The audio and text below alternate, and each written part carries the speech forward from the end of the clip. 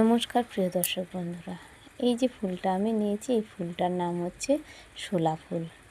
আমার মেয়ে আমি সবাই মিলে গিয়েছিলাম শাপলা তুলতে, সেইখান থেকে শাপলা তো তুলেইছিলাম আর তার সাথে শোলা গাছ হয়েছে, তাতে এই রকম ফুল ফুটেছিল। সেই ফুলগুলোকে তুলে নিয়ে এসে ধুয়ে বেছে ধুয়ে গুছিয়ে নিয়ে এবার আমি পকোড়া তৈরি করব। বাটিতে নিয়ে নিলাম ফুলগুলোকে, তার মধ্যে বেসন, নুন, হলুদ, লঙ্কা কুচি সব কিছু দিয়ে ভালো করে অল্প করে জল দিয়ে মাখিয়ে নিলাম। এবার অল্প কয়েকটা পকোড়া কড়াইতে আমি দিয়ে দিলাম।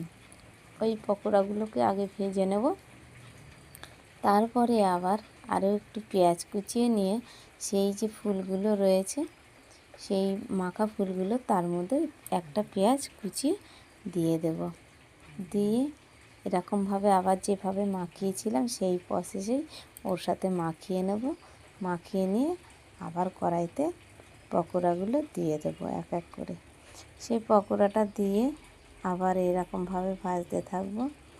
ভাজা দেখুন কী সুন্দরভাবে কড়াইতে দেওয়ার পরে লাল লাল করে, আর কী অপূর্ব সুন্দর মুচমুচে খাস্তা ভাজতে নিয়েছি, ভেজেছি, কী অসাধারণ হয়েছে।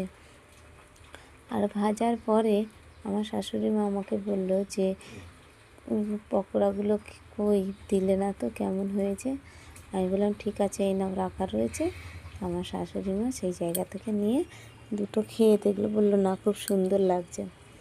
তাই ভাবলাম আপনাদের সাথেও শেয়ার করি। সকালে গরম ভাতে আলু সিদ্ধ এরকম পকোড়া হলে কী স্বাদ না লাগবে, তার সাথে উচ্ছে সিদ্ধ দিয়ে আমার বরকে খেতে দিলাম।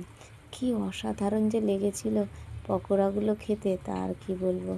ভালো লাগলে লাইক, শেয়ার, সাবস্ক্রাইব, কমেন্ট করতে ভুলবেন না। আর এদিকে আমার মেয়ের বায়না ছিল আলু সিদ্ধ পেঁয়াজ দিয়ে কড়াইতে ভেজে দেবে, তাও তৈরি করে দিলাম। কী অসাধারণ লাগলো।